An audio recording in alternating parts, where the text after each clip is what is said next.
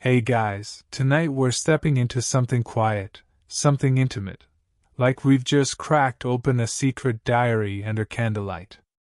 You and I are walking through narrow cobblestone streets, the kind that make your sneakers sound extra loud, and the night air smells faintly of old stone and pine resin.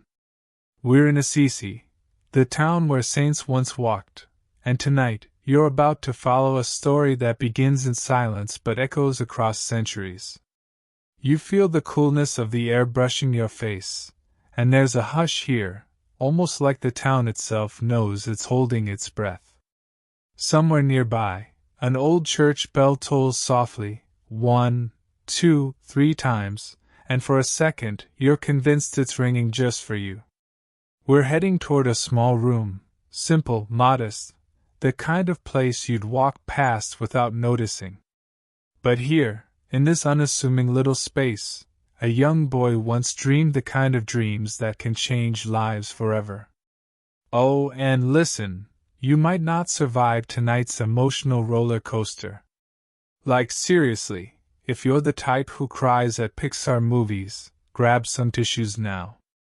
So, before you get comfortable, take a moment to like the video and subscribe, but only if you genuinely enjoy what I do here.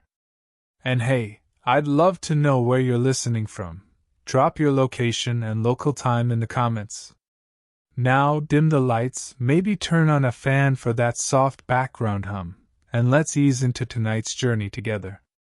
The room we step into is quiet, but not empty. There's a single wooden bed pushed against the wall, the kind with creaking legs and a blanket that looks handmade.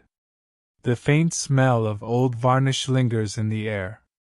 You glance toward the tiny desk tucked into the corner, a chipped, uneven thing, but it holds a framed photo of a boy with brown, slightly messy hair and an easy smile. That's Carlo. It's strange, isn't it?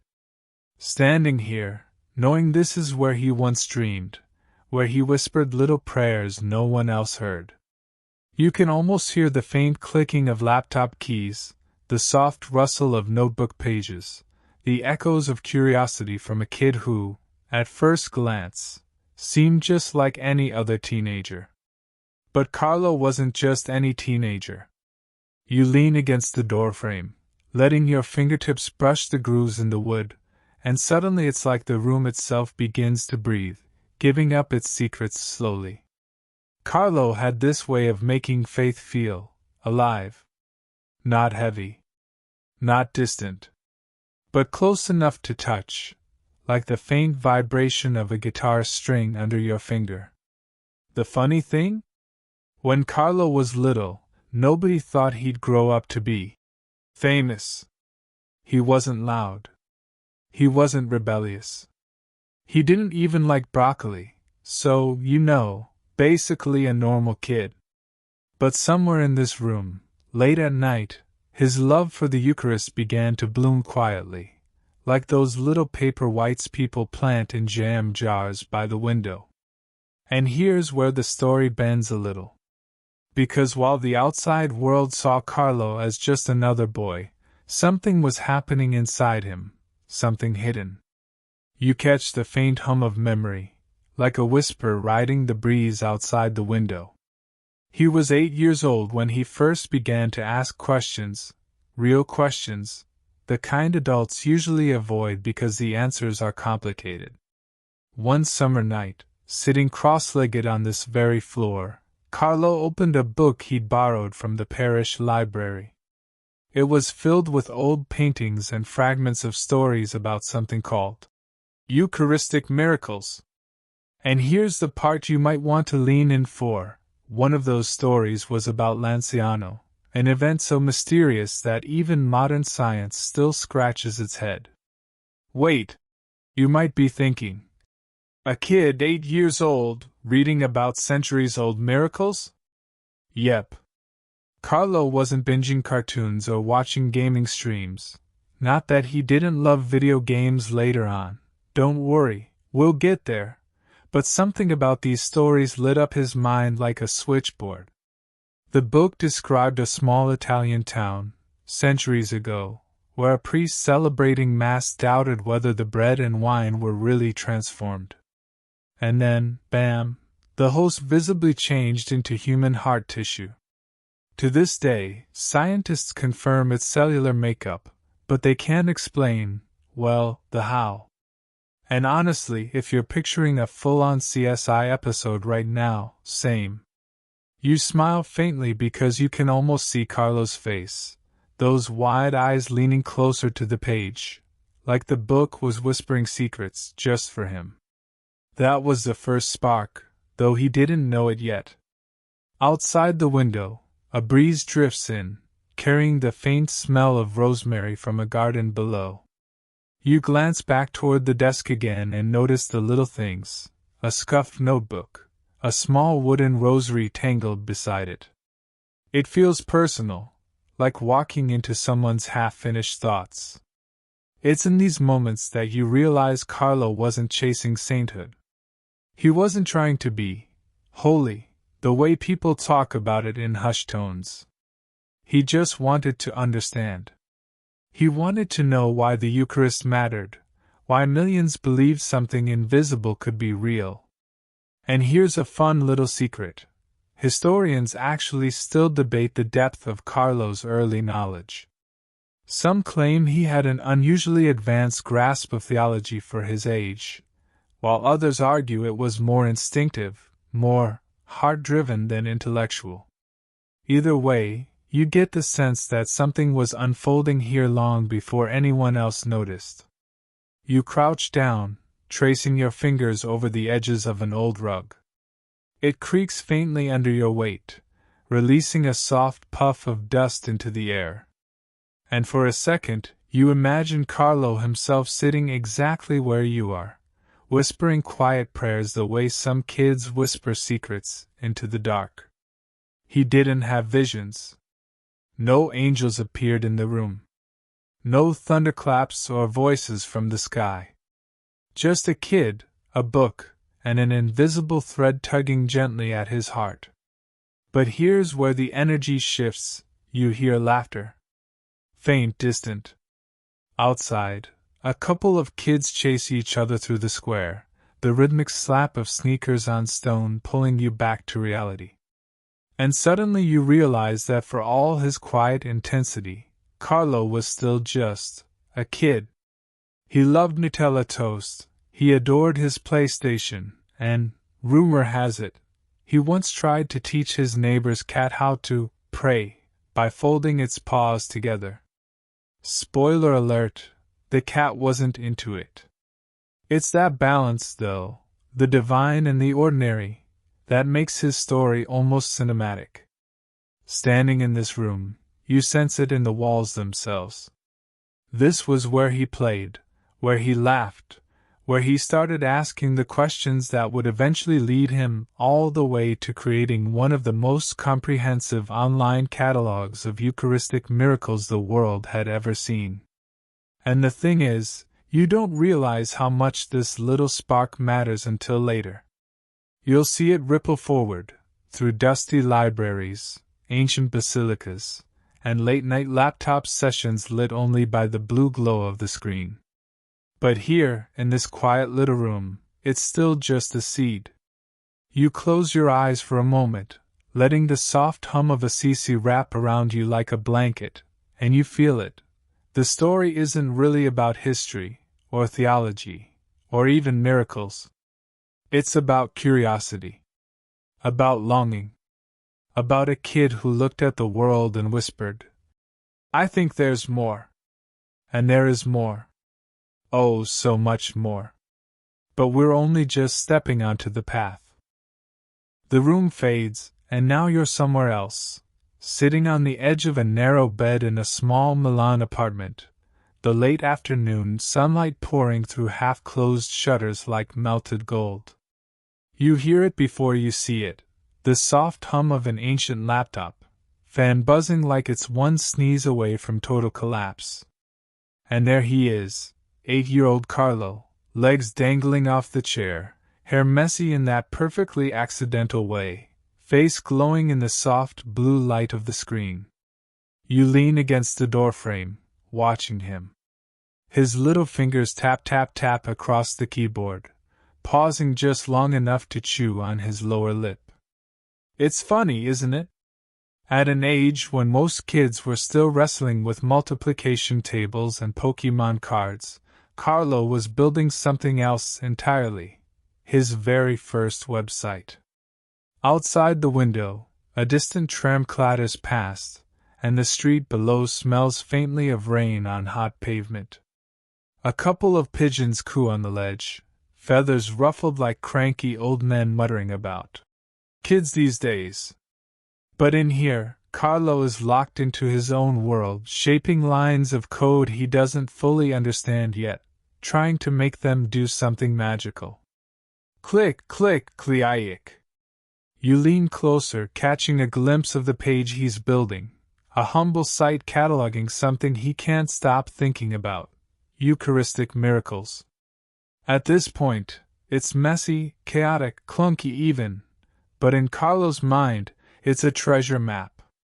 He scrolls through old images he's scanned from parish books, ancient paintings downloaded from dusty archives, grainy photos emailed by obscure church historians who probably still use dial-up.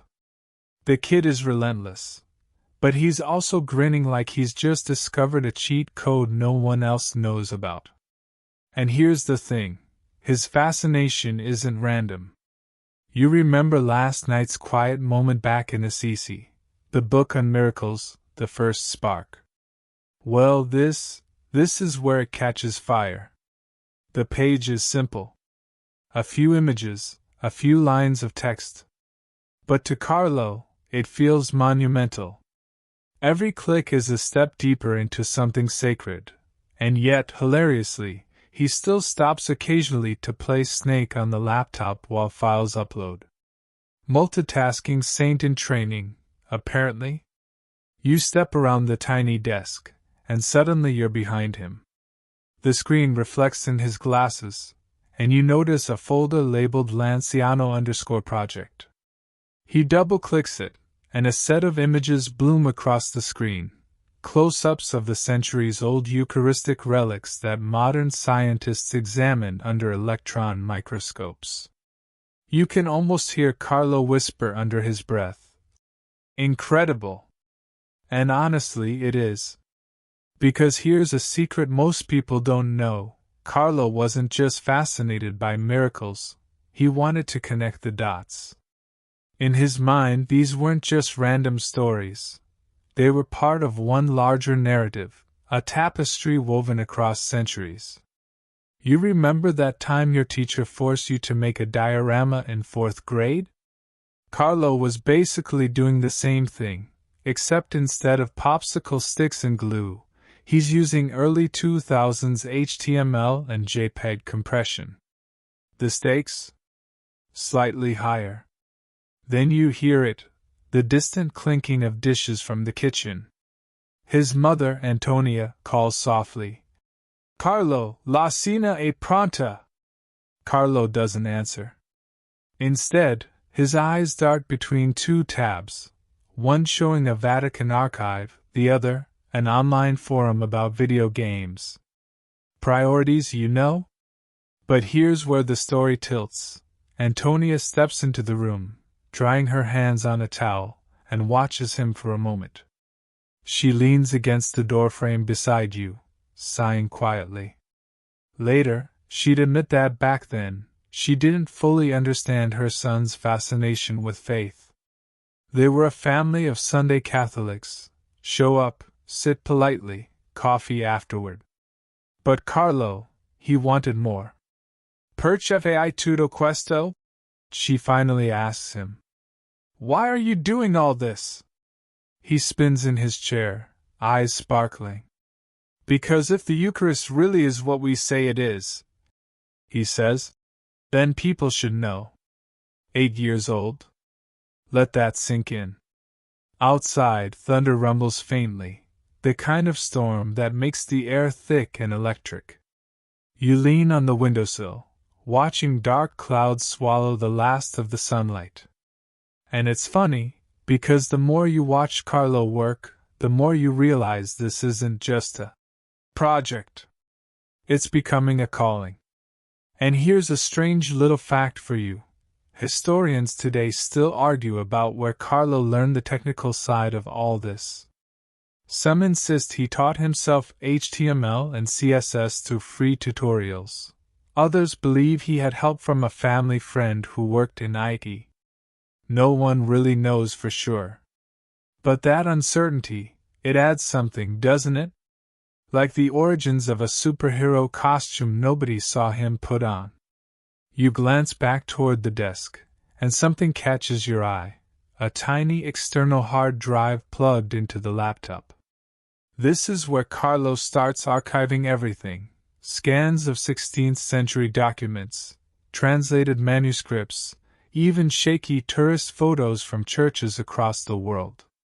It's all there, stacked neatly in folders labeled proofs and testimonies. He once joked to his friends that the drive was his mini Vatican. But between us? He wasn't kidding. The storm finally breaks. Rain splashes hard against the shutters, and you feel a drop of cool air slip through the cracks. Carlo pauses, listening to the rhythmic patter, and for a second, he looks older than 8. There's a weight in his expression, like he knows he's touching something fragile and eternal. And yet, seconds later, he swivels in his chair, grabs a half-eaten biscotti from the nightstand, and munches it mid-keystroke. Balance, right? Future saint, yes. But still a growing boy. His little brother barrels into the room, shrieking about something incomprehensible involving a broken toy dinosaur. Carlo laughs, ruffles his brother's hair, then gently ushers him out. The door clicks shut, and just like that, the sacred and the ordinary slip back into rhythm again. Then something shifts. Carlo opens a new folder titled World_Miracles. You watch as he begins mapping them out, not just Italy or Europe but the entire globe: Argentina, India, Mexico, Poland, even obscure towns barely anyone's heard of. He leans back, rubs his eyes, and whispers almost to himself, "If these miracles are everywhere, it means he's everywhere. You don't have to ask who he is." Here's where your breath catches. You realize you're watching the beginning of something bigger than a website. You're watching a bridge being built. One that connects centuries of dusty archives to a generation scrolling on cheap smartphones. One that collapses distance, language, and doubt into something you can almost touch. It's late now, the storm has passed, and Carlo finally closes the laptop, stretching his arms over his head. You hear the soft creak of his chair, the quiet hum of the fan, and the gentle sigh of a boy who has no idea yet how far this small act of curiosity will ripple out into the world. He yawns, crawls under the blanket, and within minutes he's asleep, laptop still glowing faintly on the desk beside him. You stay there for a while, listening to the steady rhythm of his breathing, knowing you've just witnessed the tiniest flicker of something extraordinary. And tomorrow, when the sun rises over Milan, Carlo will open that laptop again. And he won't stop. Not yet. Not for a long time. Morning in Milan feels different. The light doesn't just creep in, it splashes across the room like someone accidentally knocked over a bucket of sunshine. You're standing in a narrow hallway, barefoot, the tiles cool against your feet, while the smell of freshly baked cornetti, those flaky little croissants Italians swear are better than the French version, "Don't at me," drifts from the kitchen. You hear it before you see it, the hiss of the mocha pot, the steady tap-tap-tap of a spoon against porcelain, and faint voices muffled by clinking dishes. Then Carlo's laugh, soft, unhurried, like he hasn't yet learned the art of worrying. You pad closer, peeking into the small kitchen where sunlight spills across a modest wooden table. A basket of warm rolls sits in the middle, their golden crusts catching the light. His father, Andrea, stands at the counter, stirring sugar into his espresso with the precision of a chemist. His mother, Antonia, hovers nearby, alternating between buttering toast and reminding Carlo not to be late for school. But Carlo's not listening. He's staring at something small and round in his hand, a thin, white host he brought home from Mass the day before. His thumb traces the smooth edge like he's memorizing every millimeter. You slide into the room, leaning against the wall, just as Andrea notices his son's distracted gaze. "Pensando a cosa, Piccolo?" he asks casually. "What are you thinking about, little one?" Carlo looks up, blinking as if pulled from another world. "If that really becomes Jesus," he says softly, "then why doesn't everyone in the world run to church?" There it is, the question that hangs in the air like incense, weightless but impossible to ignore. Antonia freezes mid-motion, knife hovering over butter, watching her son carefully. Later, she'd admit this was one of the first times she realized Carlo's faith wasn't ordinary. He wasn't parroting catechism answers. He was wrestling with something adults twice his age rarely dared to. The mocha pot gurgles loudly, releasing a puff of steam that smells like toasted caramel, pulling you back to the room. Andrea clears his throat and shrugs in that resigned dad way, as though he's outmatched by an 8-year-old philosopher before breakfast. And here's the part that's wild. Historians still debate whether these early mornings in Milan planted the deepest seeds of Carlo's devotion. Some claim it was his parish priest, who loved explaining theology with storytelling flair. Others argue it came from his own restless curiosity. Either way, the kitchen table became an unlikely laboratory where wonder collided with theology, where cornetti crumbs and eternal mysteries shared the same space. Carlo finally sets the host down, delicately, like it might break under too much thought. Then he takes a bite of his bread roll and chews in silence, his brows furrowed like he's filing away cosmic equations no one else sees. And that's when Antonia says something she almost regrets immediately. "You know, Carlo, faith isn't only about understanding, it's also about mystery." Carlo pauses mid-bite, stares at her, and grins like he's just caught her in a chess trap. "But if it's real," he replies, crumbs on his lips, "then mystery doesn't make it less true. It makes it bigger." Out of the mouths of 8-year-olds, right?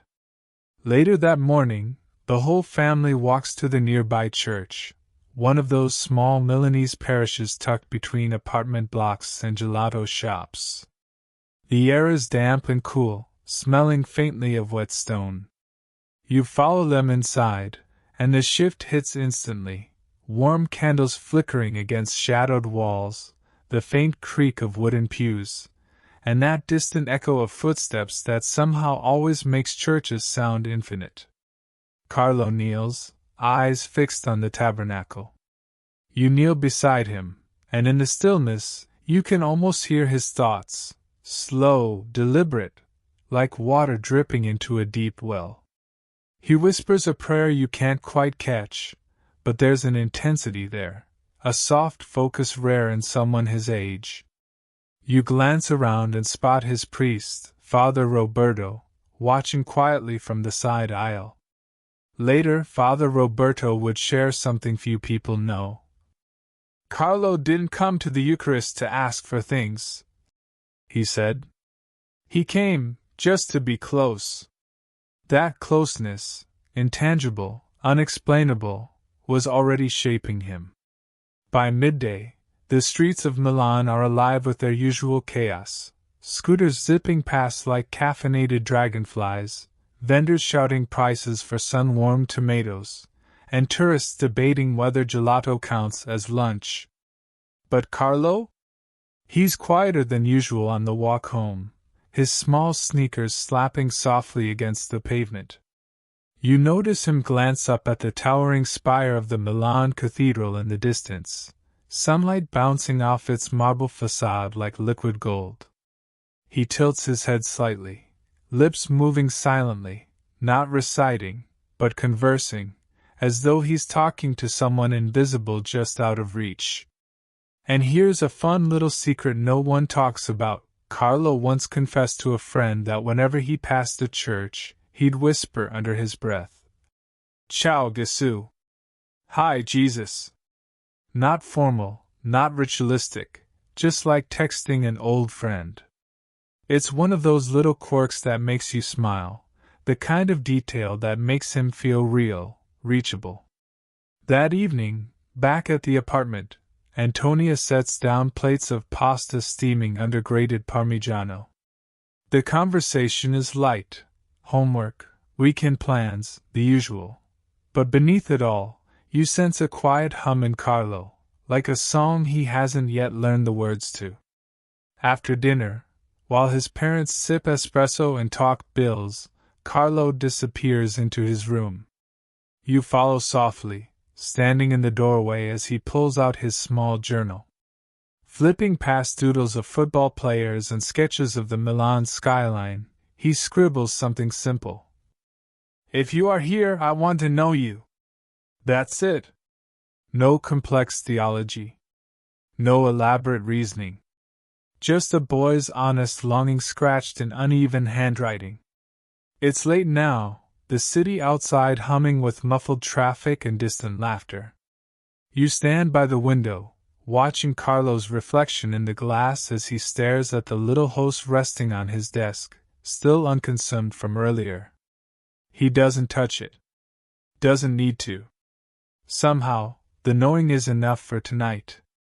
You get this strange sense that the threads are weaving tighter now, that these quiet breakfasts, candlelit whispers, and morning walks past damp Milan streets are converging into something far bigger than anyone realizes yet. And tomorrow, that pull, the one that keeps drawing him back to the Eucharist, will grow just a little stronger. It's late afternoon now, Milan wrapped in that soft honeyed light that makes even cracked sidewalks look poetic. You're walking behind Carlo, sneakers scuffing gently against smooth cobblestones, following him through narrow side streets you'd probably miss if you weren't paying attention. The city hums around you, mopeds zipping past, an old man arguing with a street vendor over cherries. But Carlo moves as if pulled by an invisible thread. You turn a corner, and there it is, a small, weathered building wedged between two apartment blocks, almost hiding in plain sight.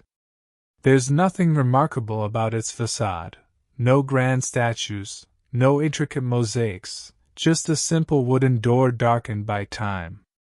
But Carlo pauses at the threshold, lowering his head ever so slightly, like someone greeting a dear friend. He pushes the door open, and the air shifts instantly. You feel it before you see it, a cool, quiet hush, like stepping into another dimension where the noise of Milan can't follow. Inside, the little chapel smells faintly of wax and aged wood, the kind of scent that sticks in your memory long after you leave. The dim light filters through a single stained glass window, painting the stone floor with soft ribbons of amber and blue. Carlo slips into the front pew, knees brushing against worn velvet cushions that have hosted thousands of prayers over decades. He doesn't fidget. Doesn't glance around. Doesn't check a watch or sneak a look at his phone. This is before iPhones, anyway. Lucky him. He just kneels. And there's something about the way he does it that catches you off guard. There's no dramatic sigh, no exaggerated reverence like you sometimes see at public masses. It's quiet, almost casual, but intimate, as though he's picking up an unfinished conversation. You slide into the pew beside him, the wood creaking softly under your weight, and you follow his gaze. It rests on the tabernacle, a small, gilded box on the altar where the Eucharist is kept. You try to see it the way he does, but it's impossible. For you, it's gold and polished brass. For Carlo, it's someone, he whispers under his breath, too softly for anyone else to hear. At first, you think he's reciting prayers, but then you realize something. He's not following a formula. He's talking. Really talking. Ciao Gesù, come stai oggi? Hi Jesus, how are you today? It's so simple, so unpretentious, you almost laugh. Except you don't, because suddenly the room feels alive, like the air itself leans closer to listen. This is where you learn something almost no one knows. Carlo didn't approach prayer as a ritual to complete, but as a friendship to cultivate. Later, Father Roberto, the parish priest, would admit he'd once caught Carlo sneaking into this chapel on weekday afternoons, always alone, always silent. He never asked for anything, the priest recalled. He just wanted to be there. Some scholars today debate when Carlo's devotion truly took root. Was it these quiet visits? Was it hearing his first theological explanation at catechism? Or was it the miracles he'd read about late into the night? No one agrees. And honestly, that's the beauty of it. Like trying to trace the first thread in a tapestry, you eventually realize it doesn't matter where it starts, only what it becomes. Suddenly, the chapel door creaks open behind you, and two elderly women shuffle in, whispering to each other in Milanese dialect. One lights a candle near the altar, the other kneels with a soft sigh, beads of her rosary clacking faintly in her hands. Carlo doesn't look up, but you notice the corners of his mouth lift in a tiny smile, like he's grateful to share the space. A small breeze sneaks in through a side window, carrying the faint scent of street coffee and gasoline, reminding you the city is still pulsing outside. But inside? Time slows. Carlo leans forward slightly, resting his elbows on the pew, and whispers something you can just barely catch. If you really become bread, then you're here even when no one notices.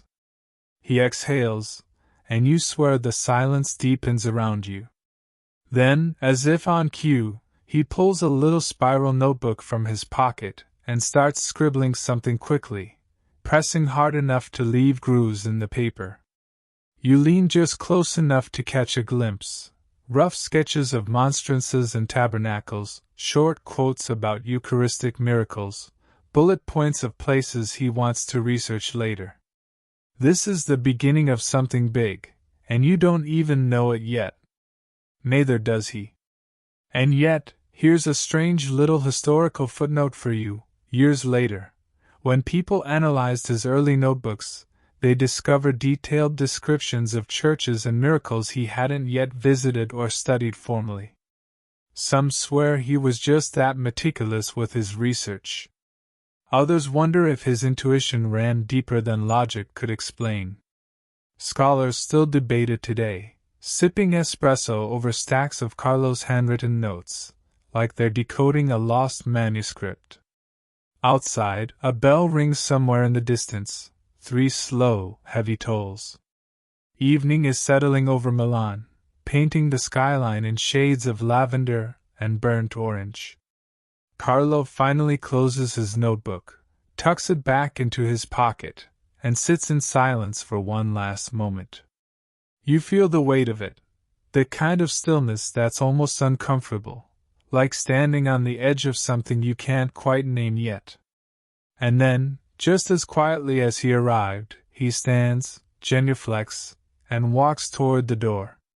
The world rushes back in the second you step outside.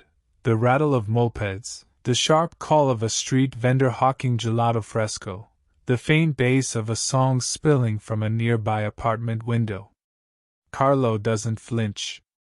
He's carrying something invisible with him, something the noise can't touch.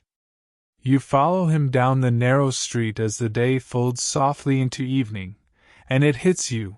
This tiny chapel isn't just a place for him. It's an anchor. A heartbeat. A reminder that in the middle of ordinary chaos, something eternal hums quietly in the background, waiting for anyone willing to notice. Carlo noticed. And tomorrow, you'll see that noticing change everything.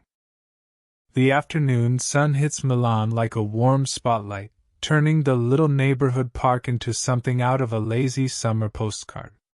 You're standing at the edge of a small football field, the grass a patchwork of green and brown, and you can already hear Carlo before you see him. His laughter carries across the open space, mingled with the rhythmic thump-thump of sneakers against turf. Carlo's there in the middle, shirt untucked, hair sticking up at wild angles, a pair of scuffed trainers on his feet. He's balancing somewhere between childhood chaos and this strange, quiet focus you've started noticing more and more. Around him, a ragtag mix of neighborhood kids jostle for the ball, yelling in overlapping accents, voices cracked with excitement. You lean against the metal goalpost, the paint peeling under your hand, and watch as Carlo weaves effortlessly through defenders, ball tucked close to his feet like he was born with it. The boy's got moves. But here's the twist, he's talking the whole time. And no, not the usual trash talk you'd expect from an 8-year-old on the pitch. Carlo's multitasking like a pro, dodging tackles while explaining to his teammates why the Eucharist fascinated him so much. You step closer and catch snippets of his breathless monologue as he dribbles past a kid twice his size. So, in Buenos Aires, right? There was this miracle, bread that scientists tested decades later, and guess what? Same heart tissue as Lanciano. The defender blinks, utterly confused, before tripping over his own shoelace. Carlo doesn't slow down. And in Poland, too. There was one where the host started bleeding during Mass. Scientists couldn't explain it either. He kicks the ball forward, shouting over his shoulder. I mean, come on, how crazy is that? Someone yells back. Carlo, just pass the ball. He laughs and does exactly the opposite, cuts hard to the left, slamming the ball into the net like it owes him money. Arms raised, grin wide, he jogs backward shouting. Miracolo! That's what I call divine intervention. The kids groan, someone mutters about nerd saints in training. And you stifle a laugh because, honestly, you're watching something rare, a boy who could blend the ordinary and extraordinary without missing a beat. And here's the part most people never knew, Carlo's love for football was legendary among his friends. But so was his habit of using halftime to tell them stories about Eucharistic miracles. Some kids thought he was eccentric, others thought he was inspiring, but everyone agreed on one thing, Carlo was different. He'd lean against the goalpost, sweaty hair plastered to his forehead, and while other kids debated trading Pokemon cards, Carlo would scroll through printed images he kept folded in his pocket, snapshots of miracle sites from all over the world. The sun dips lower, turning the field into a glowing patchwork of gold and shadow. You wander over to the sidelines, plopping onto the worn grass as Carlo collapses beside you, breathing hard but still buzzing with energy. He gulps water from a dented plastic bottle, wipes his mouth with the back of his hand, and grins. You know what's funny? He says between breaths.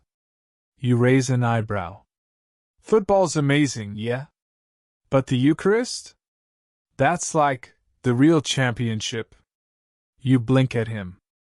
You're comparing Mass to the Champions League? He shrugs like it's the most obvious thing in the world. Think about it. Everyone's chasing trophies that fade, but in the Eucharist, you get something eternal. It's like the ultimate transfer deal. You can't help but laugh, shaking your head. That's not how theology works. Sure it is, he says, tossing the bottle aside and stretching his arms wide. Jesus gave himself away for free. 0 transfer fee. Name me one club that does that. Here's a fun little nugget for you. Years later, one of his friends would admit they only learned about Eucharistic miracles because Carlo wouldn't stop talking about them between corner kicks and penalties. He had this way, they said, of making faith sound exciting, like we were part of a secret. And honestly, that's what this whole day feels like, a secret hiding in plain sight. The game winds down, the kids scattering home one by one, but Carlo lingers on the field, lying flat on the grass, arms spread wide as if the whole sky belongs to him. You sit beside him, plucking at little weeds, feeling the fading warmth of sunlight against your skin. Carlo points at the clouds drifting lazily overhead. You know, he says softly, people chase so many things, goals, grades, stuff they can show off. You nod. And you don't? I want something different, he murmurs, eyes locked on the sky. I want to get as close to him as I can. Everything else feels temporary. There's a long silence. Only the cicadas fill it, buzzing lazily in the background like the city's own lullaby. Then, just as you're sinking into the quiet, Carlo breaks it with a grin. Of course, he adds, rolling onto his side. If Juventus ever offers me a spot, I might reconsider. You groan. So much for temporary things. He laughs, the kind of laugh that spills from somewhere deep, unguarded, like he already knows life's too short not to enjoy the joke. As the last light fades, you both head toward the small alleyways leading home. The scent of freshly baked pizza drifts from a nearby trattoria, scooters buzz past like caffeinated bees, and Carlo's humming something under his breath, soft, tuneless content. But here's the thing. You can feel it, even now, even before his life explodes into something bigger. These moments, the muddy goals, the laughter, the odd mix of football stats and Eucharistic miracles, are quietly shaping him. And maybe, without realizing it, they're shaping you too. Tomorrow, he'll meet someone who will change the way he sees everything. A parish priest who understands exactly how deep this fascination runs. And that little spiral notebook? Oh, it's about to get a lot more crowded. The morning light spills into Milan like warm honey, soft and unhurried, turning narrow cobblestone alleys into little rivers of gold.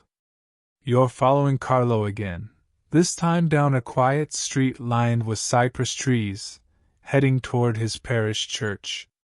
His backpack bounces slightly with each step, the zipper jingling faintly, and there's an unmistakable energy in his walk, like he's carrying a secret too big to keep inside.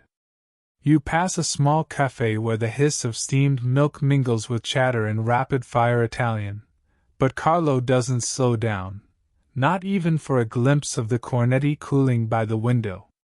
Ahead, the old stone church rises out of the square, its facade weathered but steady, its bell tower tilting just slightly, like it's been leaning in to hear centuries of whispered prayers.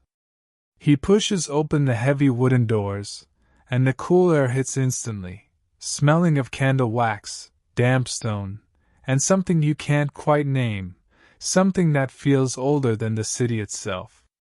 Inside, Father Roberto is standing near the altar, a tall, thin man with tired eyes but a kind smile that looks like it's been practiced for decades. He's sorting through a pile of hymnals when Carlo approaches, clutching his little spiral notebook like it's contraband. Padre, Carlo says softly, almost conspiratorial, I need your help. Father Roberto raises an eyebrow, clearly intrigued. With what this time? More altar server training? Another Latin translation? Carlo shakes his head, lowering his voice further. I need a hard drive. There's a beat of silence. The priest blinks, then chuckles softly. I was expecting confession, not computer shopping. You lean against the back pew, trying not to laugh as Carlo explains the situation. His little laptop is running out of space. The project, the website cataloging Eucharistic miracles, is growing faster than he imagined. High-resolution images, scanned manuscripts, PDFs from obscure dioceses in South America. His poor laptop is groaning under the weight of centuries of supernatural history. Father Roberto crosses his arms, thinking. And what exactly do you plan to do with all this data, You're not planning to hack the Vatican, are you? Carlo's eyes widen in mock horror. Of course not. I'm trying to help them. It's all too scattered, too hidden. People should be able to find these miracles easily, Padre. One place. One source. Accessible to everyone. The priest studies him for a moment, then sighs with that mix of exasperation and affection reserved for kids who dream big, but aren't asking permission first. Come with me, he says, gesturing toward the rectory office. You follow them into a small side room cluttered with stacks of papers, old calendars, and a vintage desktop computer that looks like it was last updated around the time dinosaurs roamed Italy. There's a single hard drive sitting on the shelf, a chunky silver thing, heavy enough to double as a blunt weapon. Father Roberto pulls it down, wipes a layer of dust off the top, and hands it to Carlo. You better take care of this. It's got parish financial records on it, and my entire collection of Andrea Bocelli CDs. Carlo grips it with both hands, solemn as if he's just been handed the Dead Sea Scrolls. Don't worry, Padre. I'll back up the CDs first. The priest shoots him a look, trying not to smile. Smart boy. But Carlo... He hesitates, leaning forward, lowering his voice. Why this? Why now? You're so young. Most boys your age are chasing football trophies or Pokemon cards. Carlo glances down at the hard drive, his thumb tracing its edge. When he looks up, his answer is simple but steady. Because if he's really there, in the Eucharist, people deserve to know. And if they don't come to church, maybe I can bring the church to them. That lands differently. Even Father Roberto doesn't reply right away. He just watches Carlo, maybe realizing for the first time that this isn't a passing hobby. It's a mission. And here's something most people never learned later. When journalists would interview Father Roberto about Carlo, he confessed he was half convinced at that moment that he was looking at someone destined for something bigger than either of them could imagine. He had this fire, the priest said. Not the loud kind. The kind that doesn't go out. You're still standing there when the church bell tolls overhead, deep and resonant, the vibrations crawling down the stone walls into the soles of your shoes. Carlo slips the hard drive into his backpack, zipping it carefully, and for a moment he looks impossibly small standing there under that towering crucifix. But then something shifts. The light through the stained glass window hits his face just so, catching in his hair like a tiny crown. It lasts less than a heartbeat, but you see it. Outside, the air is heavy with summer heat, cicadas buzzing lazily in the distance. You walk beside Carlo as he hurries home, excitement radiating off him like static. At one point, he stops abruptly, rummaging through his bag until he pulls out a folded map of Italy, covered in tiny red dots. These, he says, tapping the paper, are all the miracles I've found so far. But there are more. So many more. I just need the space to hold them. The hard drive hums faintly in his bag, like it already knows the weight it's about to carry. Later that night, you're back in his bedroom, the laptop screen glowing faintly against the dark. The old fan spins lazily, stirring the warm summer air, as Carlo transfers files with the precision of a surgeon. Hundreds of documents. Thousands of images. A library being built in real time by a kid barely tall enough to reach the top shelf in the parish library. Occasionally he mutters to himself, half prayers, half reminders. Lanciano. Buenos Aires. Sokolka, okay, next folder. Every now and then, he pauses to read a scanned page, squinting at handwritten Latin from centuries ago, translating slowly, lips moving silently. Here's the thing. Historians today still scratch their heads over how Carlo sourced so much material without institutional backing. Some believe Father Roberto quietly pulled strings with Vatican contacts. Others argue Carlo emailed dioceses directly, posing as a junior researcher. There's no consensus, and maybe that's part of the magic, the mystery within the mission. What's certain is this: by the time he was 9, Carlo's little laptop held more documented Eucharistic miracles than most parish libraries. And yet he never bragged, never showed off. He just kept building, piece by piece, like someone following a blueprint only he could see. It's past midnight now. Outside, the city's asleep, but the room hums softly with the sound of the hard drive spinning, faithfully storing centuries of mystery inside its silver casing.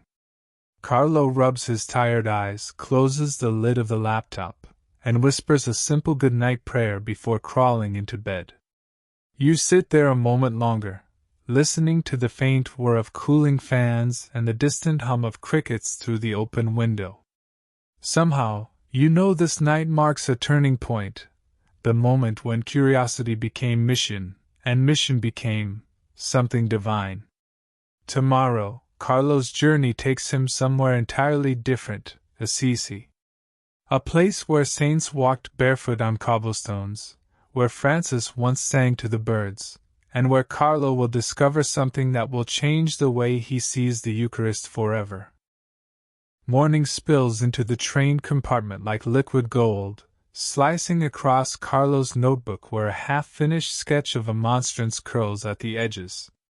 You're sitting across from him, knees knocking lightly as the train rattles along its tracks, leaving the skyline of Milan behind. Out the window, the rolling Umbrian hills stretch endlessly, dotted with olive groves and sleepy villages where time seems to move slower. Carlo's got his headphones in, wired headphones, the kind that tangle if you so much as blink, and he's humming softly, a faint smile playing at the corners of his mouth. Every so often, he flips through his little spiral notebook, adding red dots to his growing map of Eucharistic miracles. But today, he's circling one name over and over, Assisi. You lean back against the seat, feeling the gentle sway of the carriage, and glance at him. His hands are restless, tapping against the table like he's holding back an energy too big to sit still. First time? You ask quietly. He nods without looking up. I've read so much about Francis, he says. About how he gave up everything, how he saw God in everything. I just want to feel what he felt. You don't reply. Mostly because you know that in a few hours, he'll get more than he bargained for. The train screeches into Assisi just after midday. The air smells different here, cleaner somehow, like sunlight mixed with crushed rosemary and stone warmed by centuries of heat. You follow Carlo through winding medieval streets, your sneakers scraping softly against uneven cobblestones polished by millions of pilgrim footsteps. Assisi unfolds like a painting, pastel walls, wooden shutters flung open to reveal flower pots bursting with geraniums, little trattorias where the smell of baked focaccia drifts lazily into the square. Above it all, The Basilica of St. Francis rises in quiet authority, its white facade gleaming in the noon sun. Carlo stops in the middle of the street, shading his eyes, staring up at it. You can almost hear his breath hitch. Inside the basilica, the air is cool and hushed, carrying the faint smell of incense and candle wax. The ceiling soars above you, painted with centuries-old frescoes so vivid they look like they might peel away and walk down to join you. Carlo moves slowly, reverently, but his eyes are darting everywhere at once, drinking in every detail: the vibrant blues, the cracked reds, the tiny brushstrokes hidden in shadows.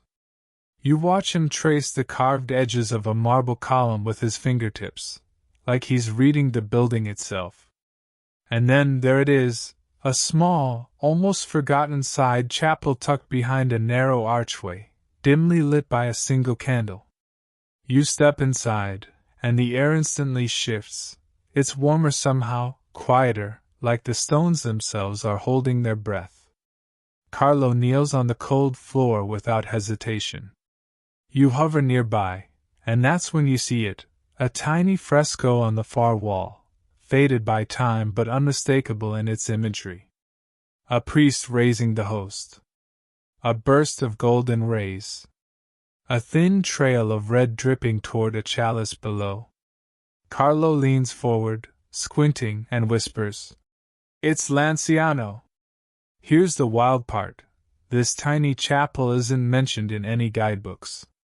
Most tourists breeze past it without a second glance, too busy taking selfies in front of Giotto's frescoes. But this little corner of Assisi holds one of the oldest known visual depictions of the Lanciano Eucharistic miracle, the very one Carlo discovered in that parish book years ago. And here's the kicker: historians still debate whether the fresco predates the widely accepted accounts of Lanciano. Some argue it proves the story traveled further and faster than anyone thought. Others insist it's merely symbolic, not literal. No consensus. No clean answers. Carlo, though? He doesn't care about the debates. His face glows faintly in the candlelight, his lips moving silently as though he's talking to someone you can't see. Later, you both wander out onto the basilica's terrace, where the Umbrian Valley stretches endlessly below. The breeze carries the scent of lavender and wet stone, and somewhere in the distance, church bells scatter their song across the hills. Carlo leans against the stone railing, arms folded, the sun catching in his messy hair. "Francis gave up everything," he murmurs. "Money, comfort, even safety." "And for what?" You shrug, leaning beside him. "For love, maybe." He nods slowly, still staring at the valley. "I think he understood something we forget, that nothing here really lasts. Not houses, not jobs, not trophies. Just him. Just that. You don't ask what that means. You don't need to." The rest of the day unfolds like a dream. You follow Carlo through quiet alleyways, past hidden courtyards where old women hang linens that flap lazily in the breeze. He sketches little details in his notebook: a carved chalice above a doorway, a faded Latin inscription half buried in ivy, the way light hits a cracked mosaic in the late afternoon sun.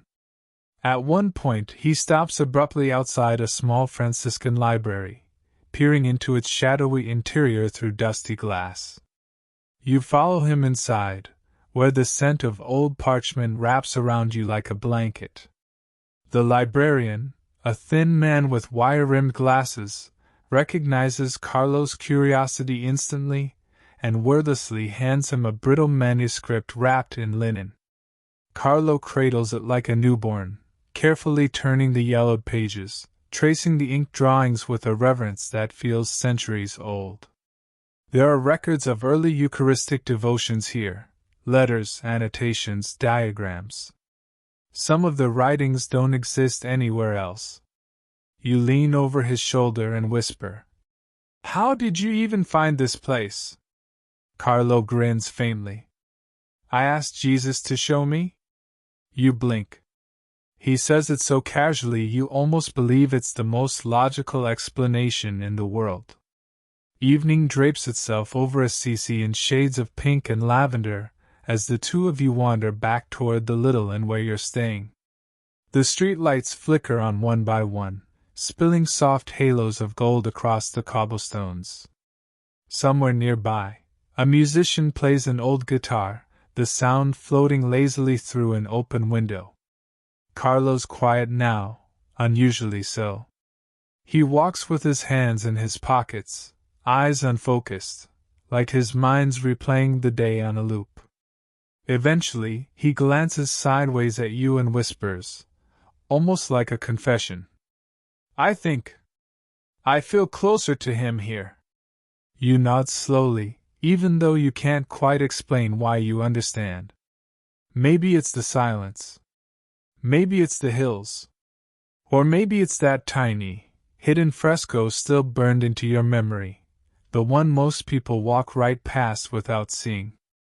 Back at the inn, you lie awake long after Carlo's fallen asleep, listening to the crickets outside the window and the occasional distant peal of church bells. The air smells faintly of stone, lavender, and wood smoke from somewhere far below. You close your eyes, and that fresco flashes again, the priest, the host, the impossible miracle frozen forever in pigment and plaster.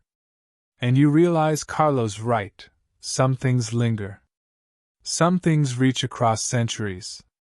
Tomorrow, when you return to Milan, the work will pick up again, the research, the website, the hundreds of unanswered emails sitting in his inbox. But tonight, in Assisi, you're suspended in something timeless, like the moment itself refuses to let go. Back in Milan, the air feels heavier somehow. The train's gentle rocking has faded, the scent of Assisi's lavender fields replaced by city fumes and the faint tang of wet asphalt. You're in Carlo's bedroom again, perched on the edge of his desk chair while he boots up his laptop. The little fan whirs loudly, struggling against the summer heat, while the blue glow of the screen spills across Carlo's face like a miniature sunrise. The hard drive you picked up from Father Roberto hums faintly beside the laptop, its small LED blinking like a heartbeat. Carlo pulls up his website, the one cataloging Eucharistic miracles, and scrolls through a page of photos he's just uploaded from Assisi. The tiny hidden fresco is there, tucked neatly between Lanciano and Buenos Aires, like a secret finally unveiled to the world. And then he does something that surprises you. He leans back, folds his hands, and whispers softly, "Thank you?" Not to you. Not to the laptop. To someone unseen. You glance at him, raising an eyebrow. "You're praying, while coding?" Carlo grins without looking up. "Why not? Every click is a prayer if you want it to be." And that's where the shift happens, the moment you realize Carlo isn't separating his digital life from his spiritual life. For him, they're threads in the same tapestry. Uploading an image? Prayer. Writing descriptions for miracles? Prayer. Answering someone's email about doubts? Also prayer. It's kind of ironic, really. Most adults you know spend half their energy escaping their screens, desperate for silence. But Carlo somehow carries silence with him, into the internet, into the noise, into spaces where faith rarely wanders anymore. That evening, you follow him to a little cafe tucked beneath an apartment block, one of those hidden places with chipped wooden tables and espresso machines older than either of you. He's here to use the Wi-Fi. It's faster than the one at home. But before opening the laptop, he pulls a small leather rosary from his pocket and places it next to his cappuccino. "Okay," you tease. "That's a weird combo." Carlo laughs. It keeps me balanced, he says, tapping the beads lightly. The online world can swallow you whole if you're not careful. So I make rules. He leans forward, lowering his voice like he's letting you in on classified information. Rule number 1. Start the day with Mass, not memes. Rule number 2. Every hour online, take a minute offline. Rule number 3. Never let the internet be louder than him. You stare at him, sipping your coffee slowly, realizing this isn't just discipline, it's harmony. He's not retreating from the digital age, he's transforming it. That night, back in his room, you sit cross-legged on the floor while Carlo shows you a new miracle he's researching, Sokolka, Poland. The screen displays grainy photos of Eucharistic fragments under a microscope. Heart tissue, scientists say. Carlo leans forward, pointing at the tiny fibers visible in the image. This, he whispers, is real. Same blood type as Lanciano. Same microscopic structure. 2 different centuries. Different continents. You whistle softly. And science can't explain it? He shakes his head. They've tried. But even the smartest people admit they don't know how. Then, leaning back, he adds with a smirk. Makes Fortnite seem a little less impressive, doesn't it? You roll your eyes, tossing a crumpled candy wrapper at him. Not everyone plays Fortnite for divine revelations, Carlo. He grins, unbothered. Maybe they should. Here's a fascinating thing most people don't know. Around this time, Carlo started getting emails from strangers all over the world. Teenagers, parents, even priests, stumbling across his website. Some thanked him for renewing their faith. Others sent photos of local Eucharistic traditions, hoping he'd include them in his archive. And here's the kicker, Carlo replied to every single one. Late at night, soft lamplight washing over his messy desk, you'd watch him craft careful responses, encouraging, humble, funny in that quiet way only he could pull off. Why bother? You ask one evening, watching him type slowly, thoughtfully. He shrugs. Because they matter. Every person who writes is a soul. And if God gave me Wi-Fi, I'm pretty sure this is why. Of course, he wasn't perfect. One evening you catch him deep in an online game, headphones clamped over his ears, fingers flying across the keyboard. He's laughing, yelling strategies into his mic, completely oblivious to your raised eyebrow. When the match ends, he spins in his chair, breathless and flushed from victory. Don't look at me like that, he says defensively. You smirk. Saint in training gets salty over a boss fight. Breaking news. Carlo laughs so hard he nearly tips over in his chair. Even saints need fun, he says, still chuckling. The trick is not letting the fun become your god. That line sticks with you.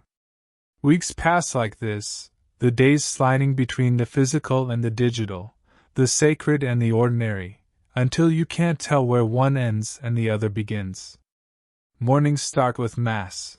Afternoons are spent hunched over code. Evenings dissolve into soft-lit conversations about faith, science, and the mysteries that keep Carlo awake at night. Then one night, just as you're about to shut down the laptop, a notification pops up. Subject: A miracle in Argentina? From Father Alejandro, Buenos Aires. Carlo clicks immediately. It's a priest describing an unverified Eucharistic phenomenon, attaching high-resolution images and lab reports. You glance at the scans, your breath catching slightly. The samples look eerily familiar. Carlo whispers, "Same blood type, again." And that's when you feel it. The map in Carlo's notebook isn't just dots anymore. It's constellations. Connections. threads weaving together across centuries and continents, forming something bigger than either of you imagined. But here's the part you don't expect. The deeper Carlo goes into the digital, the deeper he sinks into silence. Not escape, rootedness.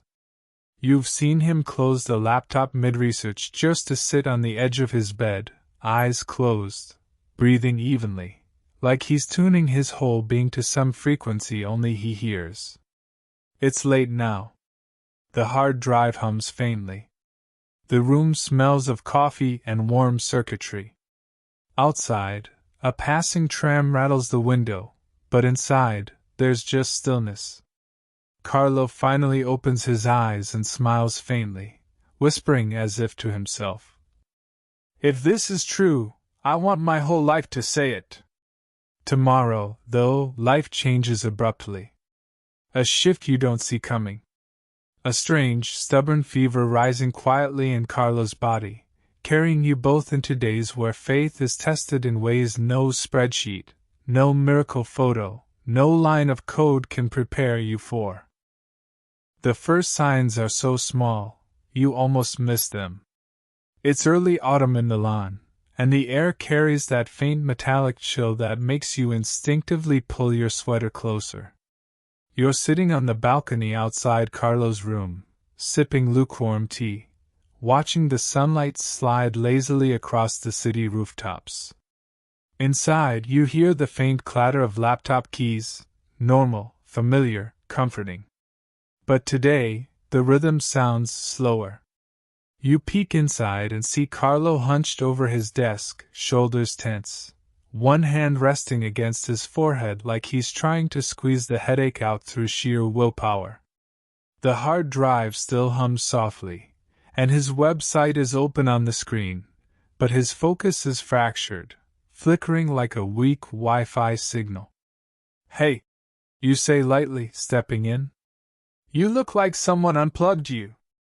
Carlo glances up, forcing a smile. Just tired. Stayed up too late finishing Buenos Aires. But even as he speaks, there's something off. The pink flush in his cheeks, the slight wobble in his breath. You file it away quietly, half convinced it's just exhaustion. It isn't. 2 days later, the fever hits. You're standing in the small kitchen when Antonia rushes past you, damp cloth in one hand, thermometer in the other. The air smells of broth and panic. When you follow her into Carlo's room, he's curled under a thin blanket, beads of sweat clinging to his temples, laptop still glowing faintly on the desk. The room feels wrong, too warm, too close. Outside, the trees rattle softly in the early autumn wind, leaves drifting like golden ash onto the cobblestones. Inside, you hear only shallow, uneven breaths. The doctor comes later that afternoon, his voice low and serious as he checks Carlo's vitals. He mentions mononucleosis, then hesitates, frowning at something in the blood test results. He orders more scans. You catch the look Antonia and Andrea exchange behind his back, brief, sharp, the kind of look parents share when they're holding 1,000 questions they don't dare ask aloud. By evening, the house falls quiet, but Carlo insists on sitting up. I have work to finish, he murmurs, fingers already reaching for the laptop. You gently push it away. You need rest. He shakes his head stubbornly. Rest later. There are people waiting for answers. And there it is again, that strange, unshakable conviction of his. Even feverish, pale, and shivering, his mission hasn't dimmed. If anything, the heat in his cheeks mirrors the fire in his chest. Here's something you probably don't know. Years later, when medical reports were made public, historians debated whether Carlo's illness was sudden or gradual. Some records describe a sharp onset of symptoms, others suggest a slow, silent buildup. But everyone agrees on one thing: he never stopped working on his Eucharistic Miracles archive. That night, you watch him sort files with trembling hands, labeling images from Sokolka, translating a French manuscript line by painstaking line, pausing only to wipe the sweat beading across his brow. Carlo, you whisper. Why are you pushing yourself like this? He looks up at you, eyes glassy but steady, and says something you'll never forget. If I wait until I'm well enough, I might never do it. God's gifts don't come with guarantees about tomorrow. The fever climbs higher in the following days. The doctor orders bed rest, but Carlo spends hours propped against his pillows, typing quietly while the glow of the laptop paints his face in soft blue light. Sometimes you catch him pausing, not from exhaustion, but to pray, eyes closed, lips moving faintly. Antonia fusses endlessly, bringing herbal teas, rearranging blankets, muttering Italian lullabies under her breath like they might coax the sickness out of him. Andrea hovers awkwardly in the doorway, pretending to read the newspaper but checking his son's breathing every other minute. And you? You sit nearby, helpless, listening to the faint clicking of keys mixed with the uneven rhythm of Carlo's breaths. One evening, as the October rain lashes against the windows, Carlo looks up from his laptop and says softly, "You know what's strange? When I'm too weak to move, I feel him closer. Like he's carrying the weight for me." You frown. "That's comforting, I guess." Carlo nods. "It's more than comforting. It's consuming. Like the closer I get to him, the less afraid I am, even now." There's no drama in his tone, no forced piety. It's matter of fact, like he's describing the weather. That's the thing about Carlo. His faith isn't loud, it's steady, like the quiet heartbeat you only notice when the room goes silent. Days blur into one another. Outside, Milan slips further into autumn, the air sharpening, leaves turning brittle underfoot. Inside, the hum of the hard drive is constant, the soft click of keys punctuating the stillness like tiny prayers. And here's a strange little twist for you. One evening, while scrolling through yet another set of archived manuscripts, Carlo pauses on a document describing a 13th century Eucharistic miracle in Siena. Scientists retested it in the 1970s and found something baffling. The consecrated hosts hadn't decayed at all. Perfectly preserved. Untouched by time. Carlo stares at the image of the relic, fingers trembling lightly over the trackpad, and whispers, "See? He's always here." By the second week, the fever stops pretending to be polite. Carlo grows paler, his hands weaker, his voice softer, but his spirit doesn't bend. You find him one night sitting cross-legged on the floor, laptop closed, rosary in hand. The moonlight spills through the window, painting silver streaks across the wooden boards. He glances up and smiles faintly when he notices you watching. "You don't have to worry," he says simply. "Easy for you to say." You mutter. "You're the one burning up." He chuckles softly. "I'm not afraid to die. But I do want to finish this first." Your chest tightens at the words, like the air's gone suddenly thin. Here's the thing, though, historians still argue whether Carlo sensed what was coming, whether some part of him knew he didn't have long. There are hints, fragments of journal entries suggesting he felt time pressing in on him, but nothing conclusive. What is certain is this: even as his body weakened, his devotion deepened. The illness didn't distract him, it clarified him, sharpened his focus until only one thing remained: the Eucharist. One night, Antonia brings a bowl of broth into the room, the steam curling upward like incense, and sets it on the desk beside him. "Carlo," she says gently, "you need to rest. Please." He takes her hand, squeezing it weakly, and whispers, "Mama, if Jesus is staying with us in the Eucharist, the least I can do is stay with him." She presses her forehead against his for a moment, silent tears soaking his pillowcase.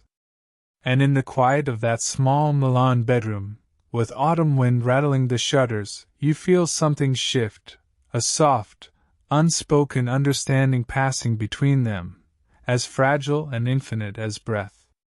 Tomorrow brings a letter, one he never finishes, a message that will reveal something deeper about Carlo's heart, something even his closest friends didn't know.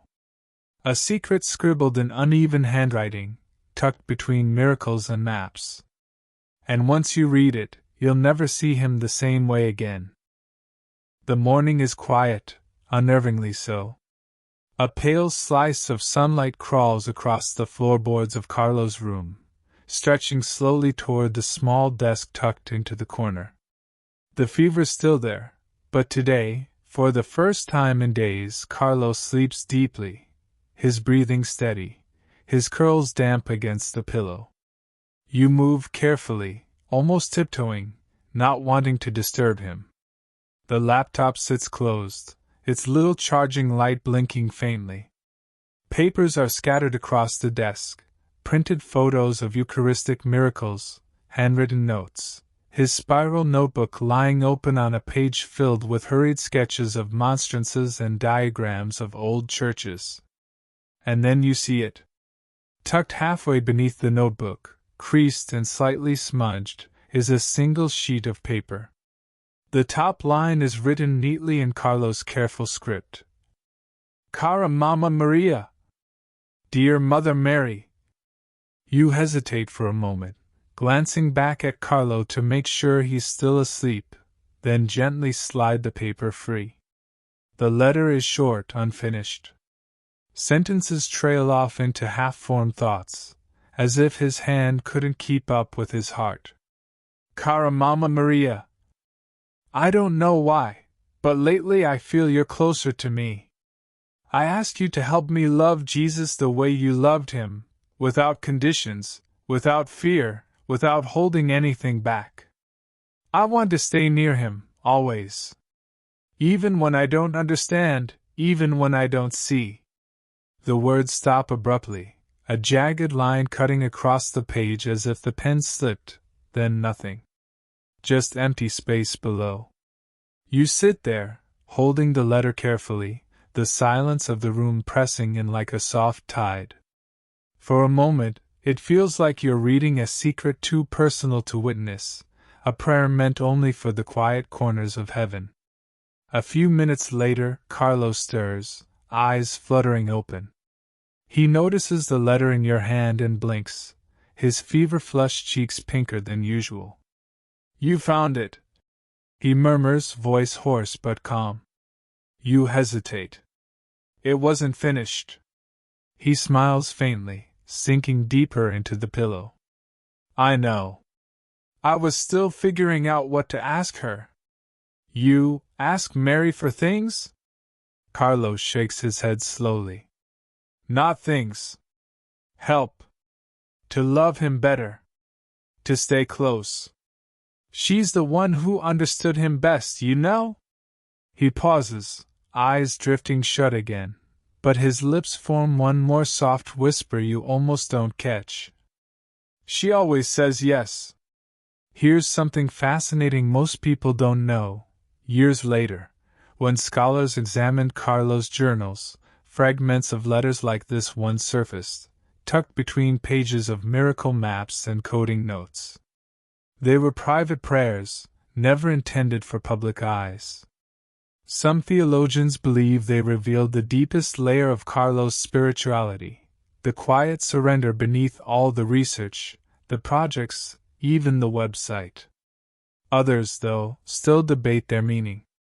Was he anticipating something? Preparing for something? Or simply reaching for comfort in the middle of illness? No one agrees.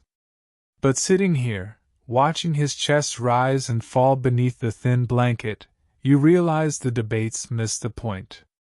This isn't theology on paper. It's longing. That afternoon, Antonia comes into the room carrying a bowl of chicken broth, steam curling gently into the air. You carefully fold the unfinished letter and slide it back beneath Carlo's notebook. Some secrets, you decide, belong where he left them. She sets the tray down and sighs softly, brushing her son's damp curls away from his forehead. He keeps writing, she murmurs half to herself. Letters, prayers, notes I can't read. He never tells me what they say. You glance at her, hesitating for a moment before answering. I think some things he's writing to someone else. Antonia looks at you strangely, eyes glistening, but doesn't press further. Instead, she tucks the blanket more tightly around Carlo's shoulders, her hands trembling just slightly. Later that evening, Carlo wakes again, his energy faint but determined. You find him hunched over his desk, the soft glow of the lamp carving shadows under his cheekbones. The unfinished letter lies beside him, but he doesn't pick it up. Instead, he opens the laptop and pulls up a document labeled Lanciano_project_final. Still working? You ask gently. He nods without looking up. Always. And then he says something that roots itself in you, sharp and quiet. If I only get a little time, I want to spend it well. The rain starts again that night, soft at first, then heavier, the sound rattling softly against the shutters. You sit on the floor beside his bed, scrolling through his folders of scanned manuscripts while he dozes on and off, whispering prayers in half-sleep.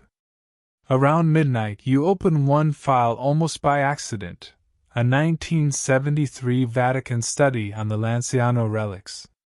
The screen fills with magnified images of human heart tissue, preserved impossibly for over 1,000 years. You glance at Carlo, wondering if you should wake him to see it, but decide against it. Instead, you close the laptop softly and glance back at the folded letter beneath the notebook. Help me love him the way you did. The words stick in your head long after the room goes dark. Tomorrow, Carlo opens a new page of research, a deep dive into the most famous Eucharistic miracle in history, Lanciano itself. And what you'll discover alongside him will rattle even modern science, leaving historians and theologians arguing to this very day. And Carlo? His fascination is about to turn into awe. The rain has stopped by morning, leaving Milan washed clean and shining under a pale October sun. You're sitting at Carlo's desk while he scrolls through an archive on his laptop, the faint hum of the hard drive like a heartbeat in the quiet room. His fever's still there, lingering just beneath his skin, but his eyes are bright, sharp in that way they get when he's about to pull you down another rabbit hole. He spins the laptop toward you, tapping the screen with one finger. Lanciano, he says softly. This is where it all began. The page he's opened is dense, Latin transcripts, translated summaries, blurry photographs that look like they were scanned from dusty books. At the top of the page, bold letters read, Miracolo Eucharistico di Lanciano, 8th century. You lean closer as Carlo begins explaining, his voice low but steady. In the year 750, he says, a priest in Lanciano doubted whether the bread and wine at Mass really became the body and blood of Jesus. And then, it happened. He clicks an image, an ancient illustration of a priest frozen mid-blessing, wide-eyed as the host visibly transforms in his hands. The bread, Carlo whispers, turned into human heart tissue. You blink, unsure whether to laugh or gasp. You're saying, actual tissue? He nods solemnly. Histologically verified. Carlo digs deeper, opening PDFs with scanned laboratory reports from the 1970s when the Vatican allowed scientists to test the relics. He scrolls to a highlighted section, pointing at the words as if you're supposed to be reading along. The tissue is human myocardium, heart muscle. It contains both left ventricle and atrial fragments. No preservatives, no chemicals, no trace of mummification. And here's the kicker, the blood type is AB, the same one later found in other Eucharistic miracles. You exhale slowly, leaning back in the chair. Okay, that's wild. Carlo smiles faintly, the kind of smile that's half awe, half victory. Science can describe it, he says softly, but it can't explain it. Here's the thing most people don't realize, even among theologians, Lanciano is still a battlefield of debate. Some argue the tests were groundbreaking proof, others caution against drawing conclusions, citing contamination or flawed methodologies. Even today, researchers revisit the results, looking for patterns, explanations, cracks in the narrative.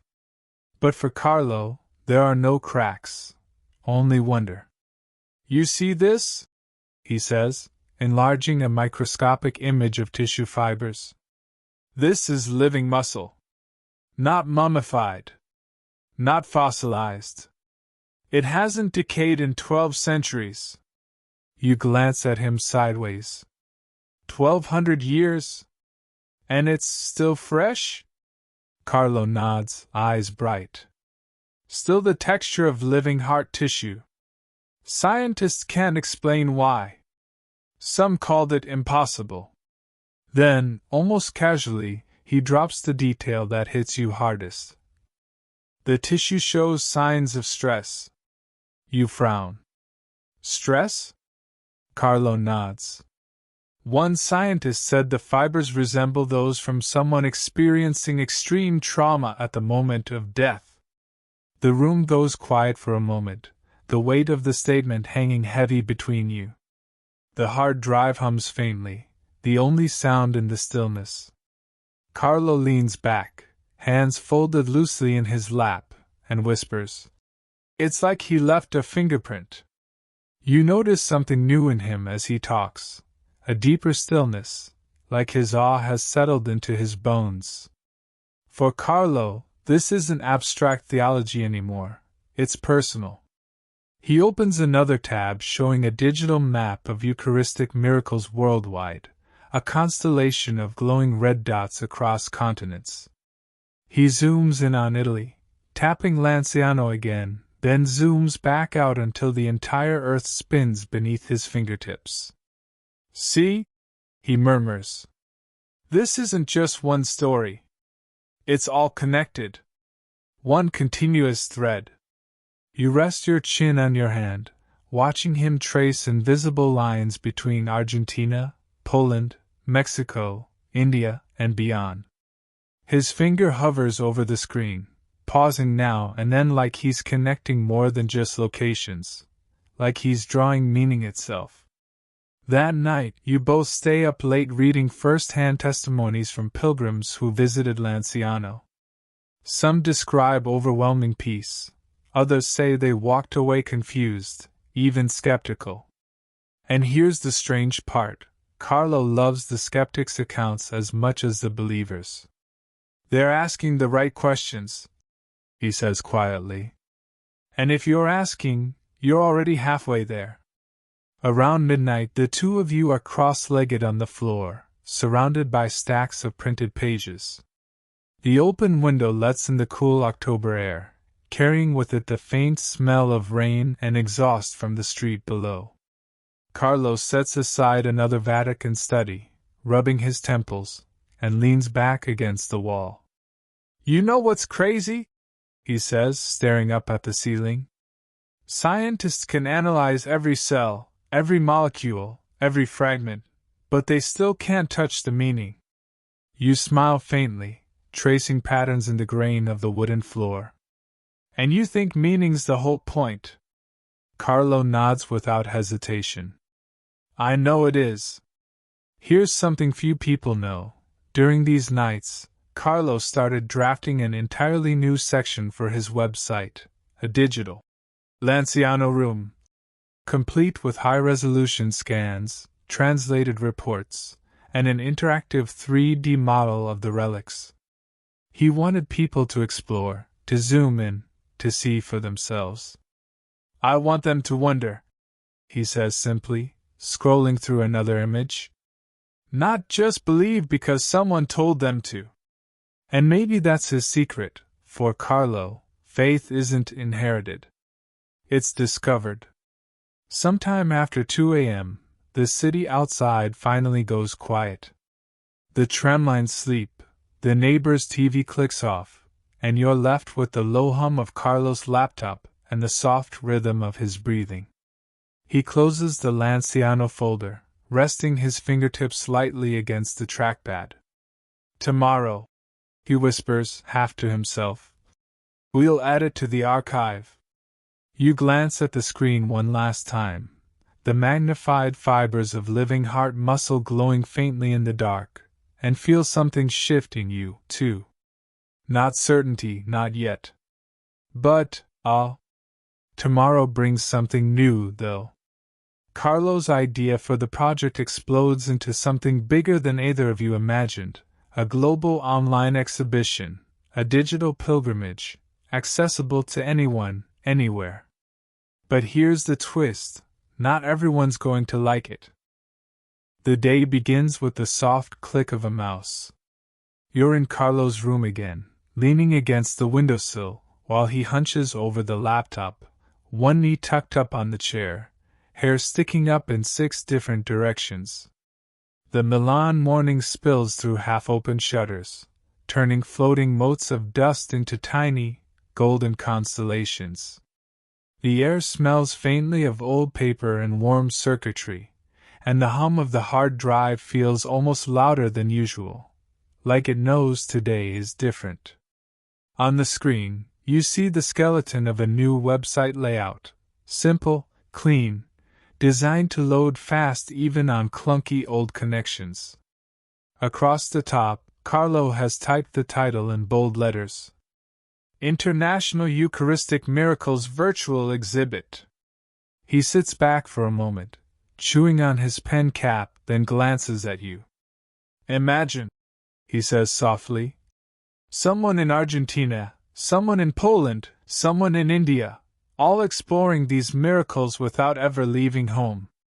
You smile faintly. "A digital pilgrimage." Carlo's grin widens. "Exactly. A pilgrimage without borders." For hours you watch him work, organizing hundreds of scanned manuscripts, compressing images, formatting Vatican reports into neat, clickable sections. He drags and drops tiny thumbnails of relics from all over the world: Buenos Aires, Sokolka, Lanciano, Mexico City. At one point he stops, leans back, and murmurs quietly, almost to himself, "If the miracles are everywhere, then he's everywhere." But here's where it gets complicated. The moment Carlo posts the prototype online, emails start flooding in. At first, it's exactly what he hoped for: teenagers thanking him for making the information accessible, priests offering rare photos of local miracles, even scientists requesting access to his sources. Then, the critiques begin.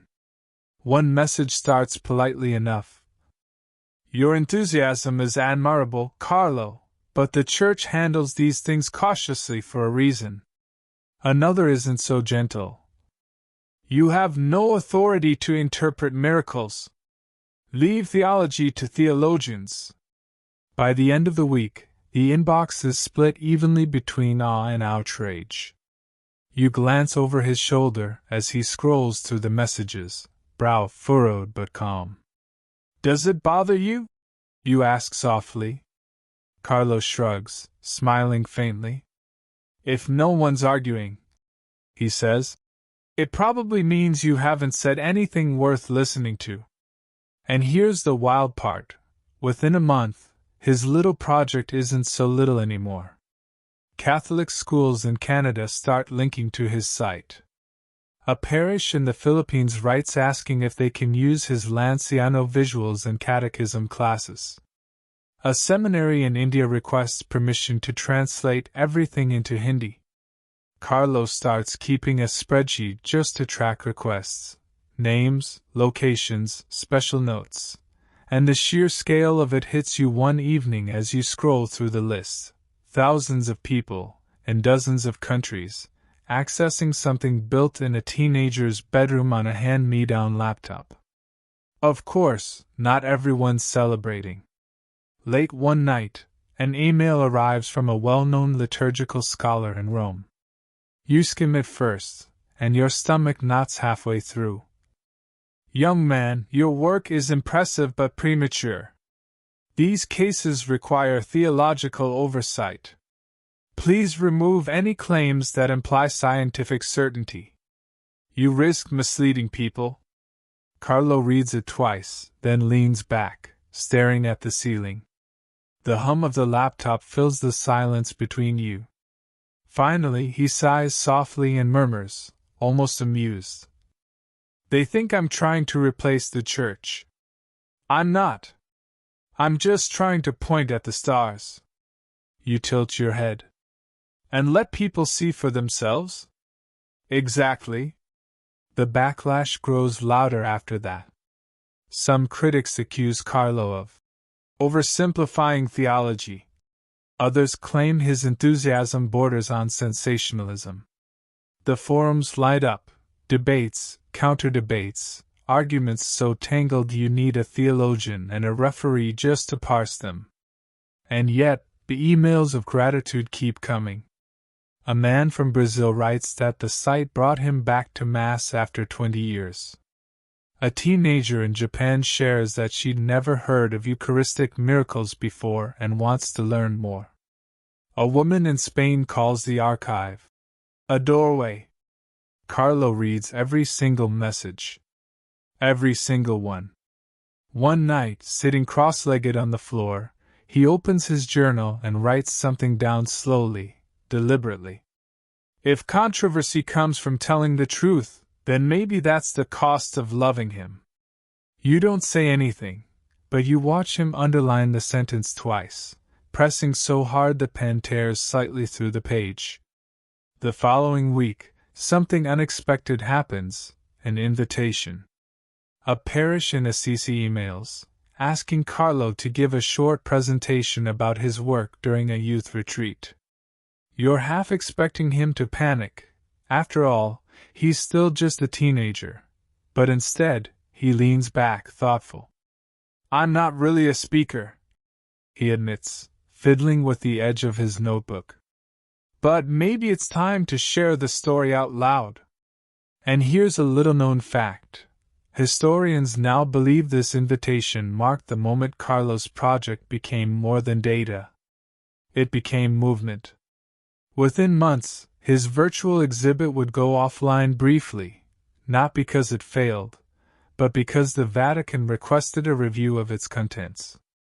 The debates it sparked are still cited in theological discussions today. But that's later. For now, you watch Carlo close the laptop, stretching his arms overhead as if releasing the weight of the entire archive for one brief moment. He sits back on the floor, leaning against the bed frame, and whispers softly. Maybe this isn't just a website anymore. Maybe it's a doorway. Tomorrow brings something quieter, more intimate. Carlo's health falters again, forcing him to confront questions he hasn't spoken aloud yet. And in those still, fragile hours, you'll hear his last words about the Eucharist, words that will linger long after his voice is gone. The hospital room is quiet. Too quiet. You stand by the window, staring out at Milan's gray skyline, the muted hum of traffic below muffled by glass. Inside, everything smells faintly of antiseptic and warm linen, the kind of sterile calm that pretends to be comforting but isn't. Carlo lies in the narrow bed, his curls damp against the pillow, skin pale beneath the thin October sunlight spilling through the blinds. The laptop sits closed on the table beside him, the familiar hum of its hard drive silent for the first time in weeks. Antonia's in the corner, hands clasped tight around a rosary, lips moving soundlessly. Andrea leans against the wall, arms folded, staring at the floor like it might give him answers. Even the clock seems reluctant to tick. You move closer to the bed, quiet as a shadow, and watch Carlo breathe, slow, shallow, but steady. When his eyelids flutter open, his gaze finds you immediately. He smiles faintly, a fragile curve of his lips that somehow feels stronger than the silence surrounding him. "Hey," you whisper. "Hey," he answers, voice hoarse but soft. For a moment, neither of you speaks. The beeping monitor fills the space between breaths. Then, Carlo gestures weakly toward the bedside table. You reach for the spiral notebook lying there and place it in his hands. He flips to a bookmarked page, and you see rough sketches of monstrances, handwritten fragments of prayers, and scribbled reminders. Finish Buenos Aires captions. Translate Sokolka PDFs. Carlo chuckles softly, shaking his head. So much left to do, he murmurs. You've already done enough, you say gently. He looks at you then, and there's something fierce in his tired eyes, a quiet fire that hasn't dimmed despite everything. No, he whispers. Not yet. This is too important. The doctor comes in briefly, checking charts, murmuring updates you barely hear. There's talk of transfusions, of resting, of letting the body fight. But Carlo doesn't seem interested in the numbers or the tests. When the doctor leaves, he turns his head toward the small crucifix hanging above the door and smiles faintly, almost serenely. You sit down beside him, leaning forward so your elbows rest on the edge of the bed. Does it scare you? You ask softly. Carlo shakes his head, closing his eyes briefly before opening them again. Not dying, he says. Just leaving unfinished work. Then, after a pause, he adds, but if even one person comes closer to him because of this, then that's enough. Here's something historians rarely discuss openly. During these final weeks, Carlo's website became more than a project. It became a kind of living prayer. While he couldn't sit at the desk anymore, friends and parish volunteers uploaded files on his behalf. He'd dictate short notes from his bed, voice quiet but steady, pausing often to breathe between words. At one point, Antonia tried gently to persuade him to rest completely. Carlo, she whispered, kneeling beside the bed. You've already given so much. He reached for her hand, his grip weaker now but warm. Mama, he said softly, Jesus gave himself completely in the Eucharist. I just want to give him my little part back. She pressed her forehead to his, silent tears dampening his pillow, and neither of them spoke again for a long while. One evening, as twilight falls, the hospital corridors glow in that muted orange light that makes everything look fragile and eternal all at once. You sit beside Carlo, scrolling through emails on his behalf. You read one aloud from a parish in Brazil, thanking him for the website, telling him about a teenage girl who returned to Mass after discovering the Lanciano report. Carlo closes his eyes, smiling faintly. That's why, he whispers. That's all I wanted. You don't reply. You can't. The words knot in your throat. Later that night, as the city outside goes quiet, Carlo gestures weakly for you to lean closer. You do, and he whispers something so softly it's almost lost in the hum of the machines. Stay close to the Eucharist. It's the highway to heaven. You freeze, letting the words settle into you, heavy and unshakable. Then he adds, almost playfully, voice barely audible. High speed, no toll fees. Even now, even here, he manages to make you smile. The following days blur. Doctors move in and out. Priests visit, offering prayers and blessings. Friends drop by, leaving flowers and whispered messages, as though afraid to disturb something sacred in the air. And through it all, Carlo remains steady, not immune to pain, but somehow beyond fear. When you ask him where he finds the strength, he simply touches his chest lightly and whispers. Because he's here. There's one final moment, though, one so quiet you almost miss it. It's late past midnight. Antonia's fallen asleep in the corner chair, rosary still in hand. You're dozing lightly by the window when Carlo stirs, opening his eyes just enough to see the small pyx Father Roberto placed on the table, the tiny golden case holding the consecrated host. He smiles faintly, barely lifting his fingers toward it, and whispers, "My favorite food." And then, softer still, almost a sigh, "I'm ready." The room goes silent again, except for the steady hum of machines and the soft patter of rain starting against the glass. You sit there, staring at him, knowing instinctively that you've just heard his last words about the Eucharist, the words that would ripple far beyond this room, out into parishes, schools, and hearts across the world. Tomorrow, you'll return to Assisi. But this time, not for research, not for miracles, not for frescoes hidden in dusty chapels. Tomorrow, you'll return for Carlo. Assisi greets you differently this time. The sunlight is the same, soft, honeyed, spilling like liquid gold across the rolling Umbrian hills. But the air feels heavier, as though the town itself knows why you've returned. The cobblestones still click beneath your sneakers, but every step lands slower now, muted, deliberate, like the weight of what you carry won't let you move any faster. You climb the narrow street toward the Basilica of St. Francis, past familiar wooden shutters and clay flower pots spilling over with geraniums.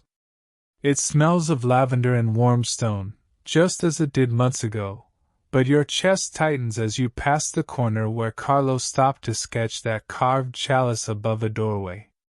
The memory feels alive, but fragile, like glass warmed by sunlight. This time, there's no sketchbook in his hands.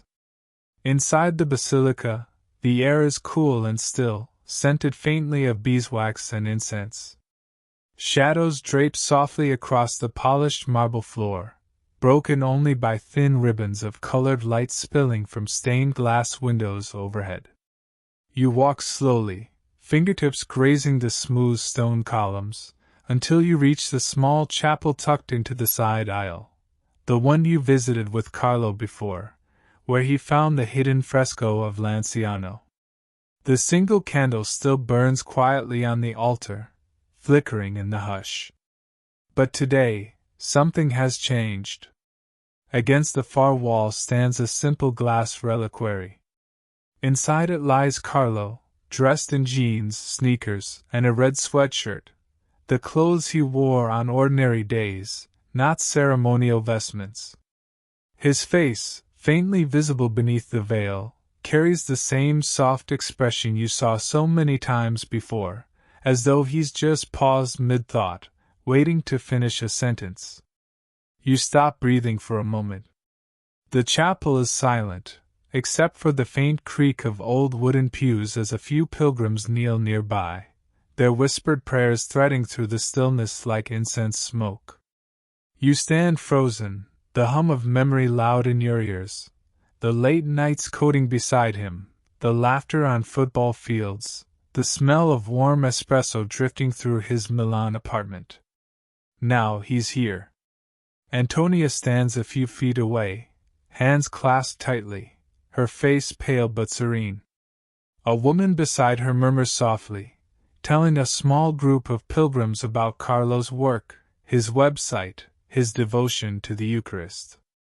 One man wipes his eyes quietly, pretending to adjust his glasses. You move closer to the reliquary, slowly, almost afraid to disturb the air. The polished glass reflects the faint glow of the candle, and for a moment, your own reflection wavers alongside Carlo's, like two parallel timelines briefly touching. A small boy kneels near the altar, his mother's hand resting gently on his shoulder. You hear him whisper, just loud enough to catch, "Carlo, help me love Jesus like you did." The words slice clean through you, leaving an ache you can't name. And here's the part that catches you off guard, the warmth. You expected coldness here, a sterile silence, but the air carries something alive, something you feel more than see, like standing close to a fire you can't quite touch. You remember something Father Roberto once said back in Milan, his voice soft with conviction. Holiness doesn't make you distant from life. It roots you deeper in it. Looking at Carlo now, you understand what he meant.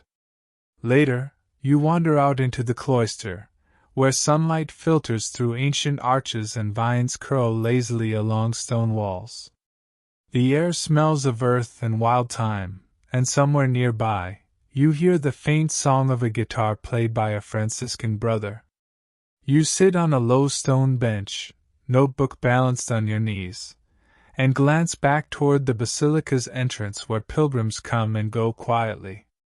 Assisi moves at its own pace, as though time here folds gently, refusing to rush. And yet, somehow, everything feels different. Because Carlo isn't just here. He's everywhere, in the voices of the kids outside laughing over gelato, in the soft scrape of sandals across cobblestones, in the bell tower's slow tolls that roll lazily across the valley below. Here's a detail few people know: the reliquary's glass carries tiny fingerprints. Pilgrims, unaware or maybe just overcome, press their hands against it, whispering prayers they can't voice aloud. Some cry. Some smile. Some simply stand, silent but unmoving, as though the air itself is enough. And the scientists? Oh, they debate endlessly. About his body, about the way it rests preserved without full embalming, about the impossibility of certain details in the archival reports. Theologians argue meaning, skeptics argue science, pilgrims don't argue at all. Because standing there, you don't need theories. You only feel the quiet weight of a life fully spent, fully given, without shortcuts or loopholes. As evening falls, you walk up the hill toward the terrace overlooking the valley. The horizon stretches wide and endless, bathed in shades of orange and rose, the Umbrian countryside fading into soft shadows. You sit on the low stone wall where Carlo once stood, hands resting on the cool limestone, and let the silence settle. A faint breeze rises, carrying the scent of crushed rosemary from the gardens below. Church bells toll slowly somewhere in the distance, rolling out over rooftops and winding alleys, and for a moment the sound feels less like a reminder and more like an invitation. You whisper softly, unsure of who you're speaking to. I think I get it now. And maybe, just maybe you do. Tomorrow, back in Milan, you'll gather his friends, his notes, his scattered journals. You'll read the messages flooding in from across the world. And you'll see something Carlo never lived long enough to witness, the quiet beginning of a movement. But tonight, under the fading Umbrian sky, you sit still, breathing slowly, holding on to the warmth lingering in the air, knowing somehow that his story isn't over yet. The evening in Assisi is soft, hushed, almost weightless. You're sitting on a low stone bench in the courtyard just outside the basilica, where the air smells faintly of lavender and rain-soaked earth. The setting sun paints the old walls a deep amber, and somewhere far below, in the Umbrian valley, you hear distant church bells answering one another, their echoes weaving like threads across the hills. Around you, pilgrims drift in and out of quiet conversations. A small group of teenagers lean against the fountain, sharing gelato, whispering between bites as though reluctant to disturb the silence. Across the courtyard, a Franciscan brother hums softly while watering a patch of herbs near the cloister wall. It feels as though the entire town is holding its breath. You close your eyes for a moment, letting the sounds blur into a kind of lullaby. The muted scrape of sandals on stone, the low rustle of wind through cypress trees, the creak of old wooden doors as they swing open and shut. And then you hear her voice. "Carlo changed my life," a young woman says softly nearby. You turn and see her sitting cross-legged on the edge of the fountain, speaking to a small group of children clustered at her feet. Her name is Sofia, you learn later, one of Carlo's classmates from Milan. "He was just different," she says, brushing a stray curl behind her ear. "Not because he was perfect. He wasn't. He loved PlayStation too much, he hated broccoli, and he once spilled an entire bottle of orange soda all over his Latin homework." The kids giggle quietly, and she smiles faintly, her gaze lowering. "But when he talked about the Eucharist," she pauses, choosing her words carefully, "it was like he'd already found the thing we're all searching for. And being around him made you want to find it too." You watch their faces as they listen, their small hands resting on their knees, their eyes wide. And for a moment, the entire courtyard feels wrapped in something softer than silence. Later, Father Roberto joins you beneath the shaded archway, his sandals whispering across the flagstones. He carries a small folder under one arm and settles onto the bench beside you with the weight of a man who's seen lifetimes condensed into moments. "Do you know what still amazes me?" he says quietly, gazing at the valley below. "Carlo never wanted to be famous. He just wanted people to see what he saw. That's why he made the website, not for himself, not for recognition, but to leave a trail of breadcrumbs back to the Eucharist." He opens the folder, revealing a printout of Carlo's site analytics. Thousands of visits from more than 190 countries, even from places where Catholicism barely exists. Father Roberto taps the paper gently. "Look at this. Do you see? A boy from Milan reaching the entire world, with a second-hand laptop and a hard drive held together by tape." He chuckles softly, then falls quiet again, staring at the pages in his lap as though they hold more than numbers, as though they hold proof of something much larger. A little later, a boy no older than 10 wanders up, clutching a small, folded drawing in his hands. He tugs gently at your sleeve and whispers shyly, "Can I show you something?" You nod, and he opens the paper carefully. It's a simple sketch of Carlo, drawn in bold crayon lines, standing next to a golden monstrance shining like a miniature sun. Across the top, in uneven handwriting, the boy has written, "Carlo mi ha insegnato ad amare Gesù." Carlo taught me to love Jesus. You swallow hard, blinking against the warm sting at the corners of your eyes. Night deepens slowly, folding Assisi into soft layers of blue. The basilica bells toll once, low and resonant, sending ripples through the cooling air. Pilgrims begin lighting small candles along the cloister wall, their soft flames trembling like tiny, living stars. You linger there beneath the arches, listening as fragments of stories drift past you, friends recalling Carlo's quiet jokes, children repeating his prayers, priests speaking of his fierce curiosity, his relentless kindness, his stubborn joy. Every story different, yet somehow all the same. Carlo never preached at people. He simply lived the thing he believed, and somehow that was enough to draw others close. You close your eyes again and let the weight of it all settle slowly, like dust swirling in sunlight before it comes to rest. It's quiet now. Even the cicadas have gone still, as though the whole valley is folding into a gentler rhythm.